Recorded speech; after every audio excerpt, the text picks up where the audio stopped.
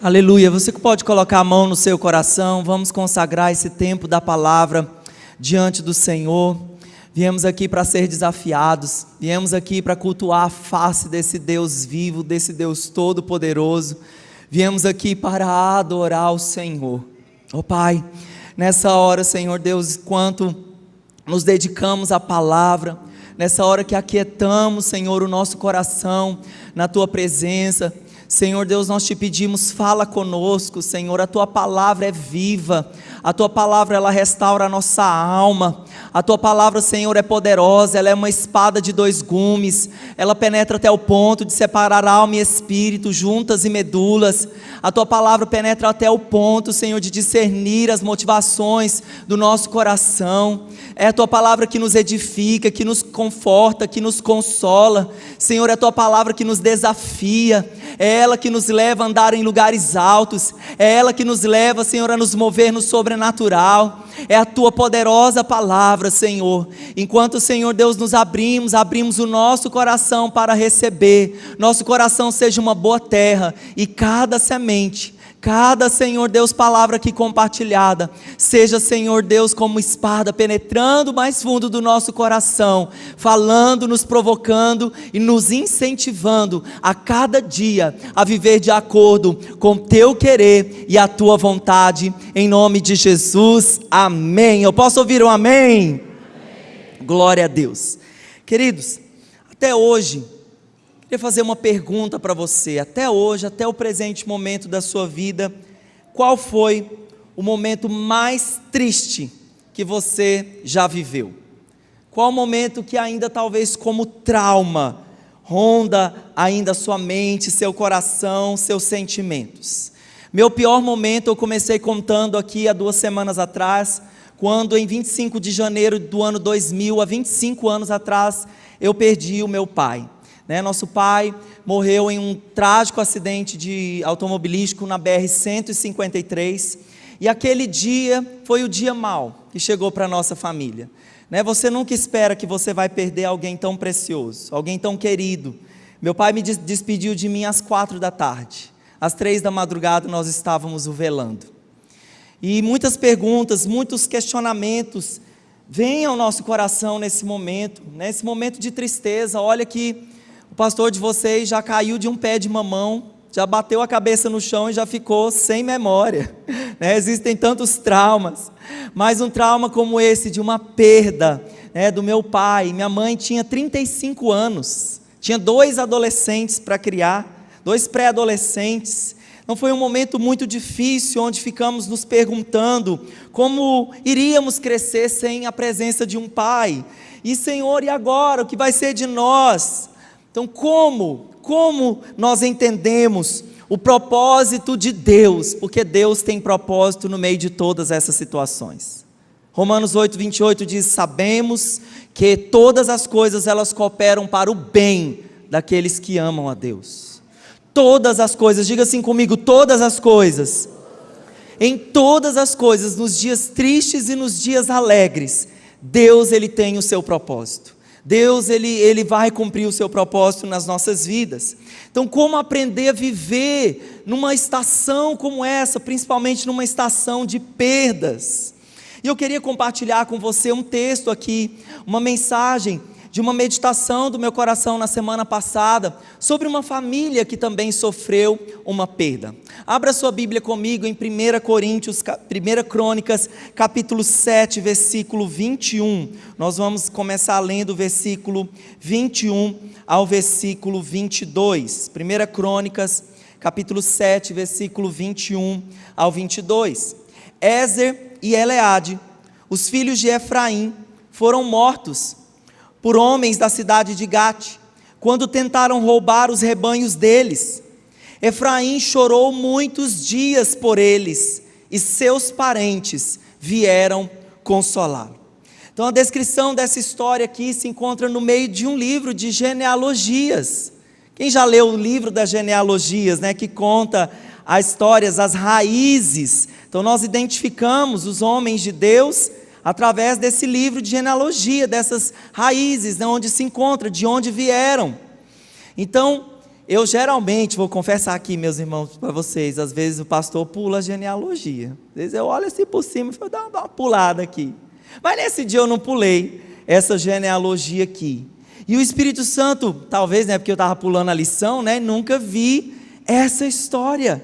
Nunca vi a descrição dessa história. E os meus olhos então saltaram para essa história. Porque em poucos versículos a Bíblia conta a história, o drama dessa família.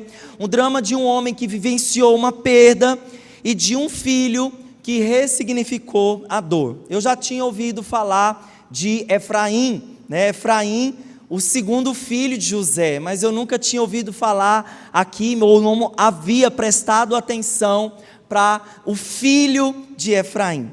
Mas olha só o que a Bíblia diz, A Bíblia diz que Efraim, ele era o segundo filho de José, Então você está se conectando na história aqui, filho de José, governador ali do Egito, e o nome de Efraim significava prosperidade. Diga assim comigo, prosperidade. E Efraim, ele representa na vida do seu pai José um tempo de mudança. E quando Efraim vai constituir a sua família, ele tem dois filhos, ele tem o Ézer e ele tem o Eleade. O Ézer significa tesouro, viu, Cleidenilson? Tesouro, lembrei de você, o apelido do nosso irmão ali. O Ézer significa tesouro e o Eleade significa Deus é minha testemunha. E é muito interessante nós notarmos que os nomes na Bíblia, eles são muito importantes, porque eles conferem tanto o significado de personalidade, como também de destino. Então olhe lá, os pais aí que estão gerando filhos, o nome que você vai dar para o seu filho. O meu, por exemplo, Daniel, Esther chama, o significado de Esther é estrela. O significado de Daniel é muito amado. Então sempre quando eu chamo meu filho de Daniel, meu filho, você é muito amado. Então os nomes, eles trazem muito significado, eles traçam personalidade, traçam destino. E Efraim, esses dois filhos de Efraim são brutalmente assassinados por moradores ali de Gate, porque eles eram pastores, de rebanhos, e os moradores, na tentativa de sequestrá-los, de roubar aquele gado, acabam matando os filhos de Efraim. E o que aconteceu aqui com Efraim? O que acontece quando um pai perde um filho? O natural é que o filho sepulte o pai, natural da vida. Mas nós temos aqui um drama da vida, um pai sepultando os seus filhos. E diante dessa dor, o que é muito normal para alguém que perde alguém, o Efraim, ele fica deprimido. O Efraim tem aquele tempo de luto, ele fica mal. E a Bíblia diz que ele é consolado pela perda dos seus filhos. Mas essa história, ela tem um desenrolar. O Efraim, ele se deixa ser levado por aqueles sentimentos. E toda aquela perda e toda aquela dor acaba se desenrolando na sua história. Então no versículo 21 ao 23 de 1 Crônicas 7, vamos continuar lendo essa história. Diz que depois ele, Efraim, se deitou de novo com sua mulher, e ela engravidou e deu à luz um filho. Ele o chamou Berias. Diga assim comigo, Berias. Berias é o nosso personagem principal da noite. Ele o chamou Berias, pois tinha acontecido uma desgraça em sua família. Então, para suprir a falta e a dor da perda desses filhos que Efraim perdeu, Efraim tem outro filho, e esse outro filho, ele dá o nome de Berias. Mais uma vez vamos dizer o nome de personagem que o pastor Willy nunca tinha prestado atenção, mas é o personagem principal de hoje à noite. E o Berias, o significado do nome de Berias é o filho do mal, filho da maldade, o filho de uma desgraça. Você já pensou o seu nome significar eu sou o filho do mal? Meu pai, o significado do meu nome é eu sou o filho da maldade, eu sou um desgraçado. Já pensou como o Berias cresceu, sempre que ele era o lembrete da dor do seu pai? Toda vez que seu pai chamava seu nome Berias, ele se lembrava daquele trágico acontecimento com seus irmãos. Então que enquanto o Efraim, os filhos de Efraim tinham nomes com significados, com bons significados, o Berias aqui ele cresce marcado por esse momento ruim, e ele recebe esse nome negativo do seu pai. Então aqui o Efraim, na tentativa de recomeçar a sua história, criando um novo filho, ele dá para Berias o significado de dor e de sofrimento, aquilo que ele estava vivendo, mas essa dor, esse sofrimento acabou perpetuando por muito tempo, e ele acaba batizando o seu filho com esse nome. Então Berias era um lembrete de dor que a família havia experimentado. Salmo 30, versículo 11, a Bíblia diz: mudaste o meu pranto em dança, e a minha veste de lamento em veste de alegria. Você pode ler esse versículo comigo? Vamos lá, vamos declarar esse versículo?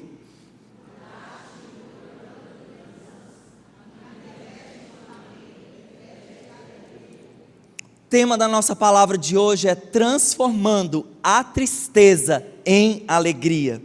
E nós vamos ver o quanto é importante nós encontrarmos no Senhor e ressignificando também as nossas dores, recebendo do Senhor e da sua alegria.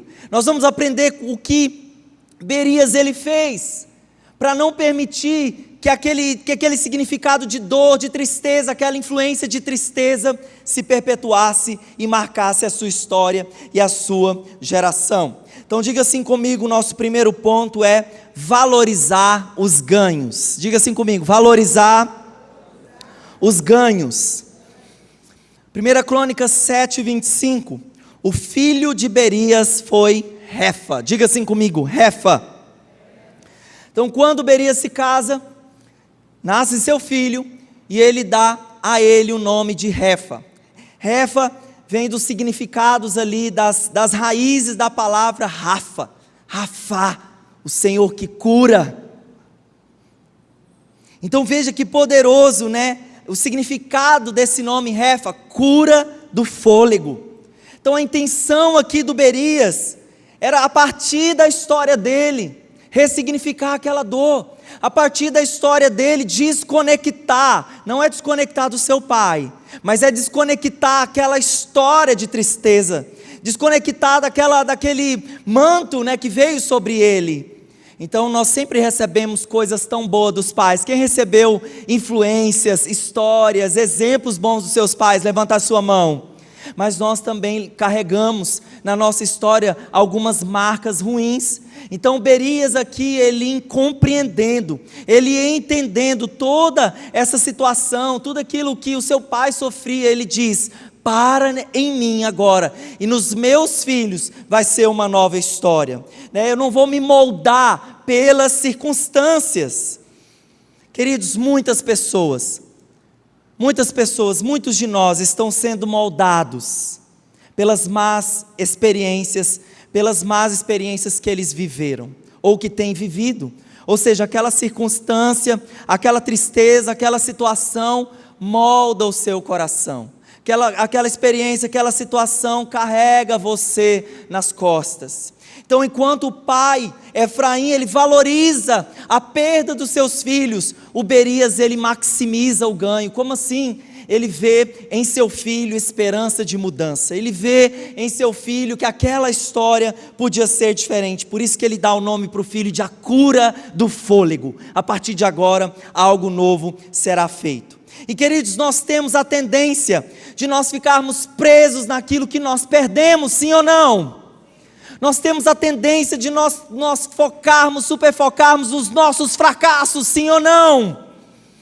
Como eu contei para você, comecei contando sobre a perda que nós tivemos na nossa família, eram tantas perguntas, eram tantos questionamentos, eram tantos porquês, a fase de luto lá em casa foi tão difícil.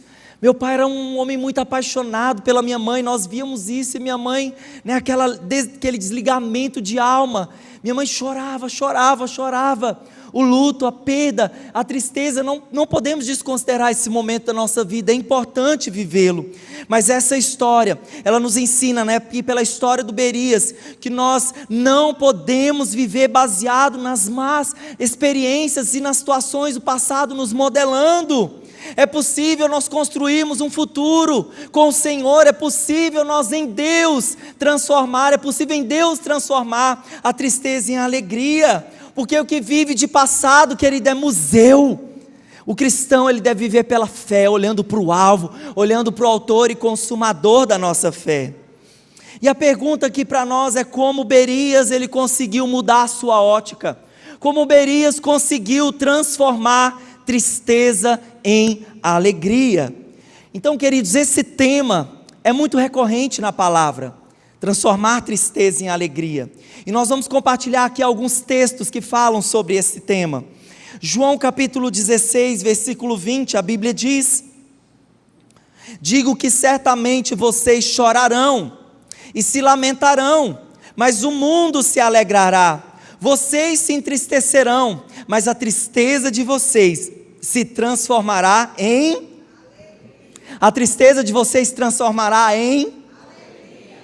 Jesus estava falando para os discípulos dele aqui que ele iria, e que a partida dele iria deixar os seus discípulos tristes. E é isso mesmo, quando alguém parte, quando alguém se vai, quando alguém se muda, é natural nós termos esses sentimentos. Mas Jesus, ele disse que a sua morte iria gerar tristeza, mas o impacto da cruz e a sua ressurreição iria transformar a tristeza deles em alegria.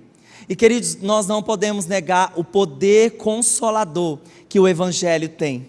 Nós não podemos negar o poder que o Evangelho tem de nos assistir nos momentos mais difíceis da nossa vida. A palavra de Deus diz que o Evangelho é o poder de Deus, e é o poder de Deus que tudo transforma, que tudo faz. Então, a palavra do Senhor tem esse poder de confortar. Jesus disse: eu tenho uma alegria para vocês, vocês vão receber do meu Espírito, e você vai ser consolado por Ele. No primeiro sermão público de Jesus, ali em Lucas 4, Jesus ele lê uma porção do livro de Isaías, no capítulo 61, e Jesus ele diz ali, ele fala: o Espírito do Senhor, o soberano, está sobre mim, porque o Senhor me ungiu para, e aí no versículo 3, dar a todos os que choram em Sião uma bela coroa, ao invés de cinzas, óleo de alegria, diga assim comigo: óleo de alegria, ao invés de pranto, um manto de louvor, diga comigo: um manto de louvor, em vez de um espírito deprimido. Então Jesus termina de ler esse texto e diz: eu sou o cumprimento dessa palavra, eu sou óleo de alegria, em mim vocês poderão ter vestes de louvor, em mim vocês poderão trocar o pranto, a depressão, a opressão, a angústia, por vestes de alegria, por óleo de alegria. Amém ou não amém? Então Jesus ele diz: eu tenho essa alegria, eu tenho dessa paz.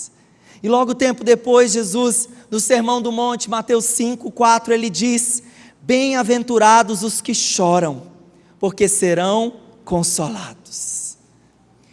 Mas se esse texto, se nós víssemos só na ênfase aqui de Lucas, de Mateus, precisamos ver também o Sermão do Monte lá em Lucas, em uma outra ótica.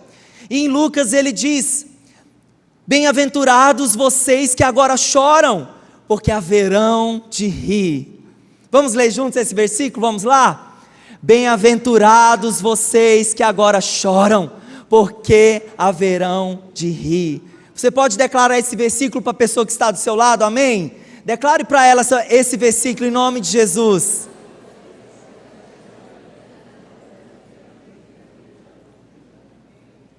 Então, quando nós olhamos para as Escrituras, queridos, é possível nós esperarmos alegria depois do choro. E é muito mais do que parar de chorar, é a substituição desse choro que é causado pela tristeza, pelo riso, a manifestação da alegria do Senhor. Diga assim comigo: a alegria do Senhor. Salmo 126, 5 e 6, aqueles que semeiam com lágrimas, com cantos de alegria colherão. Aquele que sai chorando enquanto lança a semente, voltará com cantos de alegria, trazendo seus feixes. Então é possível, querido, eu quero declarar essa palavra no seu coração, é possível esperar a alegria depois do choro. É possível esperar a alegria depois do choro. E essa é uma promessa de Deus para mim e para você. A nossa vida são ciclos, né, que vão se repetindo. Nós vivemos uma vida cíclica. E o choro, é importante nós chorarmos. É importante nós nos quebrantarmos, é importante nós vivermos esses momentos, mas o choro na vida do cristão, ele não deve ser um ato contínuo. Eu não devo ficar me lamentando, chorando o resto da minha vida. Eu preciso sair desse lugar, porque a palavra de Deus diz, né, que a alegria, né, que manda que nós nos alegremos com aqueles que se alegram. A Bíblia diz: chorem com os que choram, mas ela diz também: alegre-se com os que se alegram. Então a vida, ela não é construída só no aspecto da tristeza. Nós também podemos esperar e aguardar a alegria do Senhor. Salmo 35: pois a sua ira só dura um instante, mas o seu favor dura a vida toda. O choro pode persistir uma noite, mas de manhã irrompe a alegria. Nós podemos nos perguntar: será que essa expressão, ela é literal? Será que de repente hoje eu estou triste, mas amanhã eu vou acordar como se eu não tivesse mais nenhum problema, não estivesse vivendo mais nenhuma intempérie na minha vida? Querido, nós acreditamos que esse versículo é um simbolismo. É um simbolismo porque nós entendemos que muitas vezes, né, o choro, a tristeza, né, a tristeza pode permanecer em um lugar de trevas, e a luz, a alegria, ela pode permanecer num lugar de luz. Eu vou mostrar para você o que o apóstolo Paulo diz lá em Efésios 1:18, sobre a luz, sobre o que a palavra diz, quem permanece na luz, quem permanece na revelação. A Bíblia diz, Atos 1:18, oro também para que os olhos do coração de vocês sejam iluminados. Então, uma vez que você está conectado com a fonte de águas vivas, uma vez que você está conectado com a palavra, a revelação da palavra de Deus ilumina o seu caminho, ilumina as promessas de Deus, ilumina o seu coração. E você, quando permanece sobre esse fundamento de revelação, a Bíblia diz que você pode permanecer na alegria. A Bíblia diz que que a palavra de Deus proporciona alegria para o seu coração. Posso ouvir um amém? Mas também esse texto lá em Efésios, o apóstolo Paulo capítulo 4, no versículo 18, a Bíblia diz: eles estão obscurecidos no entendimento e separados da vida de Deus por causa da ignorância em que estão, devido ao endurecimento do seu coração. Então, se de um lado nós podemos permanecer em um lugar de alegria, conectados com a revelação da palavra de Deus, por outro lado, nós temos as trevas, e as trevas fazem separação entre nós e o Senhor. E o entendimento das coisas espirituais, quando nós estamos em treva, fica obscurecido. A pessoa então ela é governada pela ignorância, tudo ao seu redor passam a ser trevas. E quando a tristeza pode permanecer nesse lugar de ignorância, a tristeza, né, viver nesse aspecto, né, nessa prática de um padrão de tristeza. E quando a tristeza está ali instalada, ela pode abrir todo tipo de porta de pecados na nossa vida. Então nós precisamos caminhar iluminados pela palavra de Deus. E uma vez iluminados pela palavra de Deus, com a revelação da palavra do Senhor, nós vamos caminhar na verdadeira alegria, na alegria que supre e satisfaz o nosso coração. Então aqui, queridos, Uberias, ele dá o nome para o seu filho de a cura do fôlego. E quando nós falamos de cura, cura é novidade de vida. Quem aqui já recebeu uma cura física, uma cura na alma? Levanta sua mão e dá um glória a Deus. Como é bom, como nós temos um Deus poderoso, é um presente de Deus para nós.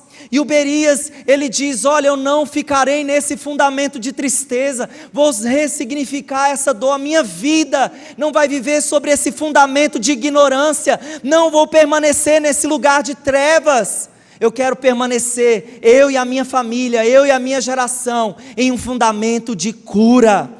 Meu filho será criado num ambiente feliz, meu filho será criado num ambiente onde ele tem esse nome tão especial de cura, em nome de Jesus. Então Berias, ele caminha sobre a luz do entendimento. Berias caminha sobre a luz da palavra. Então, em primeiro lugar, diga comigo, Berias valoriza o ganho. Ele vê, como Deus podendo fazer algo novo na sua vida e na sua história. Em segundo lugar, ser transformado pelo processo. Então, queridos, houve uma continuidade. Nós estamos falando aqui de um livro de genealogias. E houve uma continuidade nos descendentes. Então veja o poder de você plantar algo. Esse tem o poder de reverberar por outras gerações. E a bênção de Deus continuou sobre os filhos de Berias. Então esse poder, que ele teve ali de romper com a tristeza, continuou essa influência sobre a vida das futuras gerações. Versículo 25 e 26. O filho de Berias foi Refa, que nós acabamos de falar, cura do fôlego, pai de Rezefe, que foi o pai de Telá, pai de Tam, pai de Ladã. Se você, querido, for olhar nos significados dos nomes bíblicos, para cada um desses descendentes de Berias, você vai encontrar significados positivos, você vai encontrar significados bons. Por exemplo, nós vamos nos concentrar aqui no Ladã, mas o Telá, por exemplo, o nome de Telá significa vigor. Então e olha que nome poderoso, meu filho será vigoroso, poderia ser diferente. Os descendentes aqui poderiam ter colocado, meu filho vai ser um abatido, que é o contrário, que é a posição de vigor. Então você vê um padrão de nomes, de nomes abençoados. Queridos, então, quando nós pesquisamos os significados desses nomes, no nome do Ladã, diga assim comigo, Ladã. No nome do Ladã significa colocar as coisas em ordem. Colocar as coisas em ordem. Olha o significado desse nome. E quantas vezes nós temos situações adversas que nos fazem paralisar. Em muitas tempestades que nós enfrentamos, não dá vontade de fazer nada, muitas vezes não dá vontade de agir, só dá vontade de chorar, ficar ali na cama. E tudo bem por isso, precisamos viver esse momento. Mas Ladã, que o nome de Ladã aponta para decisões que nós precisamos tomar. Nós podemos sim viver esse momento, mas não vamos permanecer sobre esse fundamento de tristeza. Nós precisamos tomar decisões de nos levantar, de nos reerguer, de dizer, Senhor, me ajuda. Eu tenho falado aqui que todo milagre, ele tem a parte de Deus, mas todo milagre também tem a nossa parte.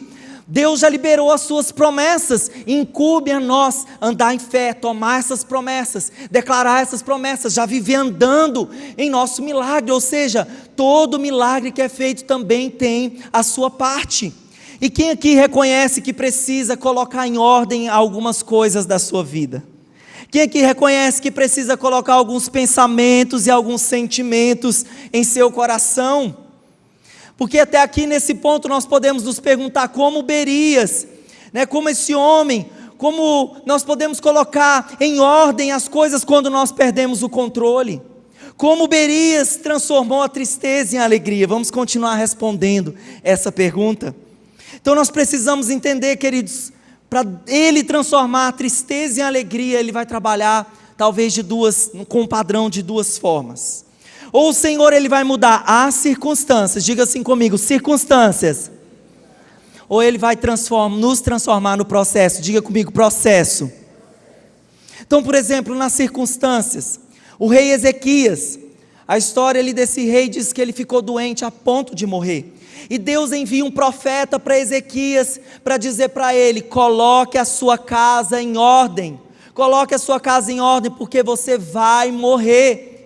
E a Bíblia diz que Ezequias, ele corre para o Senhor, e ele clama, Senhor, tem misericórdia de mim, Senhor. Senhor, me cura, Senhor. Eu quero continuar cumprindo o teu propósito para a minha vida. E a Bíblia diz que Deus transforma a realidade ali de Ezequias. O profeta volta e diz, Deus vai conceder mais anos de vida para você, você vai ter mais 15 anos. Então nesse momento aqui, Deus transformou a circunstância de Ezequias, mediante ali ao seu quebrantamento, ao seu pedido. Então Deus transformou o quadro de tristeza de Ezequias em alegria. Mas nós também, sempre, pastor, vamos experimentar mudanças das nossas circunstâncias? Nem sempre, querido, nem sempre. Então quando nós olhamos, analisamos a Bíblia, e nós vemos pessoas na Bíblia orando, nós vemos que algumas circunstâncias não mudaram, e um deles foi Jesus ali no Getsêmani. Então Jesus ali no momento, antes da cruz, Jesus ali orando ao Senhor: Deus, passa de mim esse cálice, contudo seja feita a tua vontade, não a minha.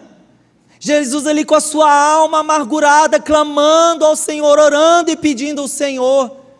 Deus mudou? Deus respondeu a oração de Jesus naquele momento, sim ou não? Não, Deus não respondeu a oração de Jesus naquele momento. Ele estava pedindo: Deus, afasta de mim, eu não quero passar por esse processo, porque Deus queria mudar Jesus.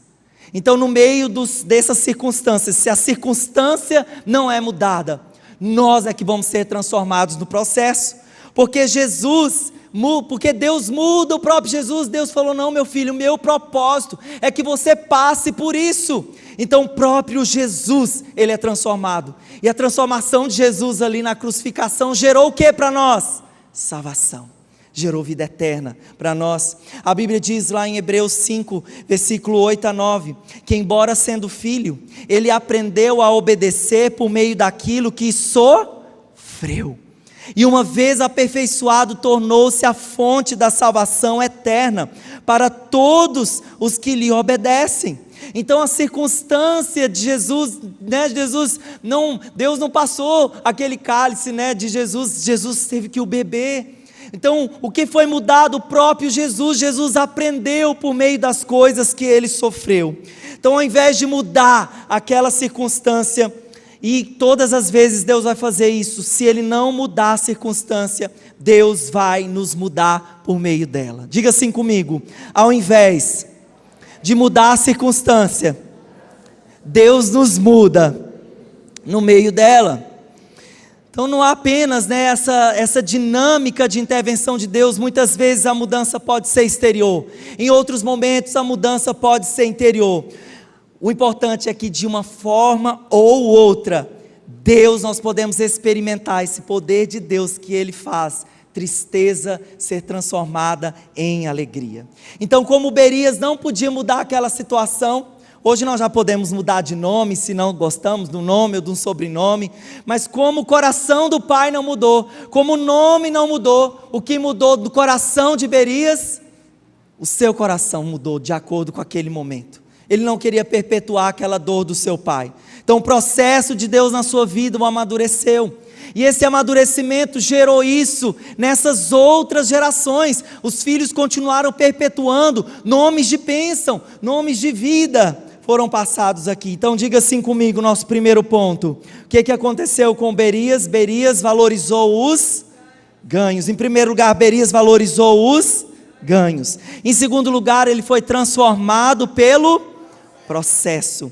E em terceiro lugar, o Berias, ele abraçou a salvação. Queridos, 1 Crônicas 7, 25 a 27, olha o que a Bíblia diz. E para o pastor beber uma água, você vai dar um glória a Deus, amém?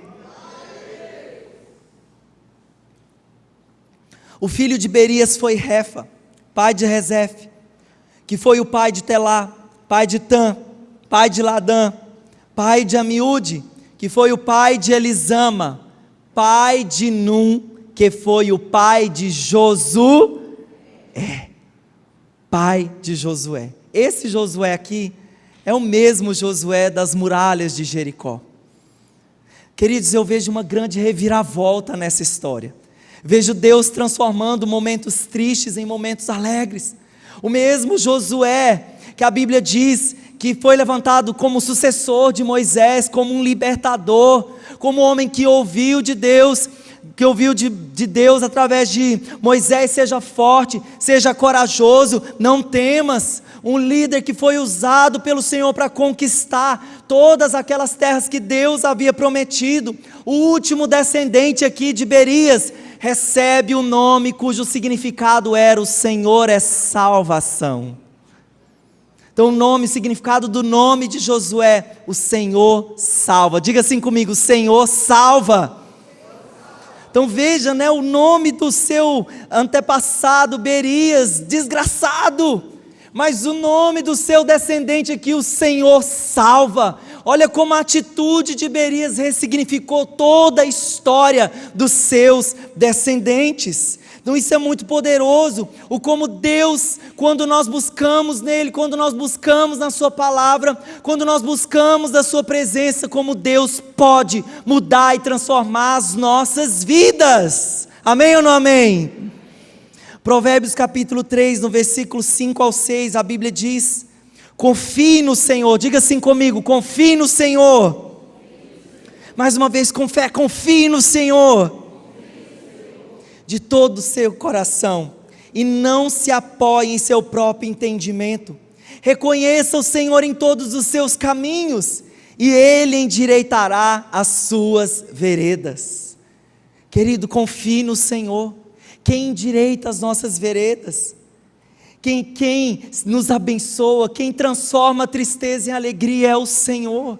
Você pode sim ter um posicionamento de andar em fé, no sobrenatural, e declarar palavras positivas, mas meu querido, a Bíblia diz que você precisa colocar a sua confiança no Senhor, e não no seu próprio entendimento, não na sua própria capacidade, dizendo: eu que vou fazer. Não, querido, não é você, é você em Jesus, é Cristo Jesus em você, é Ele operando em seu coração, é Ele que vai transformar tristeza em alegria.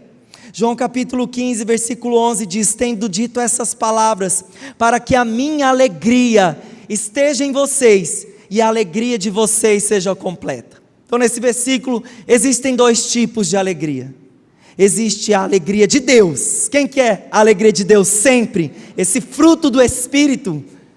E existe a sua alegria. E Jesus disse aqui, que a minha alegria esteja em vocês. Então se você quer transbordar de alegria, se você quer desse fruto do Espírito, estar preenchido dessa vida do Senhor, então você precisa sempre dizer: a minha alegria é o Senhor, a minha alegria é o Senhor, minha fonte de contentamento, a minha fonte, meu suprimento vem do Senhor, minhas forças vêm do Senhor, eu confio no Senhor, em nome de Jesus. Queridos, conta uma história de um rei, que ele era muito rico, seu reino muito vasto, só que esse rei, ele estava com uma tristeza incontrolável. Além dessa tristeza incontrolável, ele andava de cara feia, amarrada, aquela cara de quem está chupando limão azedo, e dando ordens para todo mundo, e só os subordinados dele ali direto, para tendo que aguentar ele com muito amor e carinho. Esse rei acaba caindo num processo depressivo, e os médicos dizem para ele: olha, rei, a única cura para a sua situação é a alegria. E o rei fala assim: então, quanto é a alegria que eu estou disponível, eu quero pagar? Quanto é? Não é assim. Não, vamos fazer um concurso aqui para trazer a alegria para mim. Aí fizeram um concurso. Pode trazer o bobo da corte, pode trazer o cantor do momento, pode trazer o que for, pode trazer a Netflix, pode trazer tudo quanto é tipo de entretenimento, mas nada fez aquele quadro de tristeza passar. E aí procuraram mais um sábio ali daquele reino, e o sábio disse: olha, a cura que o rei precisa, para esse quadro de tristeza ser revertido, para a tristeza sair, a alegria voltar para o seu coração, vocês precisam encontrar aqui no reino o homem mais feliz do reino, e trazer uma camiseta desse homem para o rei vestir. Quando ele vestir essa camiseta, ele vai se sentir alegre. Essa era a cura. E aí os investigadores começaram a procurar quem era o homem mais feliz do reino. E aí eles andaram, encontraram um lugar bem distante, numa chacrinha muito bem cuidada, bem organizada, galinhazinha cantando ali de manhã, de madrugada. Quando eles chegaram, eles ouviram o dono da chacrinha com sua família trabalhando na maior alegria, assoviando, cantando, dando glória a Deus. E aí os investigadores, procuraram esse pai aqui: olha, nós queremos contar uma história para você, e nós descobrimos que você é o homem mais feliz daqui do reino. E aí, só que eles identificaram? Que o homem e seus filhos, eles trabalhavam de peito nu ali no meio, de sol a sol. E quando falaram para ele que se ele tinha uma camisa para compartilhar com o rei, e questionando ele qual que era a fonte da alegria, ele falou: olha, eu não tenho camisa para passar. E eles: qual é a fonte da sua alegria? Aquele homem diz: a fonte da nossa alegria, nós somos felizes, porque o reino de Deus está em nossos corações. Porque o reino de Deus está em nossos corações. Queridos, lá em Romanos, versículo 14, capítulo 14, no versículo 17, a Bíblia diz: o reino de Deus não consiste no comer, não consiste no beber, mas na justiça, na paz e na alegria do Espírito Santo. Nós podemos procurar tudo quanto é tipo de coisas para suprir alegrias no nosso coração, mas quero dizer que a fonte da alegria, dessa manifestação sobrenatural que tem o poder de nos conectar com Deus, de nos fazer andar no Espírito, que é um fruto do Espírito, a alegria, é só nós estarmos conectados em Jesus. Queridos, e apesar do início tão trágico dessa história, aqui da linhagem de Efraim, essa família de Efraim, Berias, seus descendentes, se tornam importantes na história de Israel. Porque o Berias aqui, ele ressignifica toda a sua dor em Deus, e ele forma homens valentes e corajosos. Ele forma um Josué. Josué, depois de conquistar, de auxiliar, de liderar todo aquele trabalho de conquista, no fim da história, Josué capítulo 24, versículo 15, ele diz: eu e a minha casa serviremos ao Senhor. Esse homem lutou ali pela causa do reino. Esse homem corajoso, valente, cheio do caráter do Senhor, ele realmente cumpre a sua missão, mas ele não termina a sua missão sem a sua família. Ele diz: eu e minha família serviremos ao Senhor. Meus irmãos, olha o quanto essa família gerou homens fortes, homens valentes, homens que entenderam um propósito na sua vida, homens que deixaram aquele passado de tristeza para trás. Porque quando a salvação do Senhor chega nas nossas vidas, tudo muda, tudo transforma. Foi assim com você? Quando Jesus chegou na sua casa, tudo se transformou, tudo tem se transformado em nome de Jesus. E sabe, esse cis, e se o meu pai não tivesse morrido naquele trágico acidente? Eu fico pensando, se o meu pai não tivesse morrido nesse acidente, eu não teria mudado para essa cidade, eu não teria conhecido Jesus aqui nessa cidade, eu não teria sido transformado pelo poder da palavra de Deus. E se os filhos de Efraim não tivessem morrido, um Josué não teria se levantado na face da terra. Deus querido, Ele tem todos os seus propósitos. A vontade de Deus, ela é boa, ela é perfeita e ela é agradável. E todas as coisas cooperam para o bem daqueles que amam a Deus. Todas as coisas. No meio dos nossos momentos mais difíceis, nós podemos ver a mão do Senhor conduzindo a nossa história e traçando uma nova história para nós. Eu posso ouvir um amém? Então, querido, pare de brigar com as coisas que você perdeu o controle. Pare de brigar com esses momentos questionando o porquê, mas abrace a salvação. Abrace a salvação. Então nessa história tudo começa com um filho desgraçado e termina com um filho que diz: o Senhor salva. E você sabia que o nome do nosso Senhor, Yeshua, o significado de Jesus, Yeshua, o Senhor é salvação. Josué abre o caminho para um tipo de Cristo, que fala da redenção e da salvação do nosso Senhor.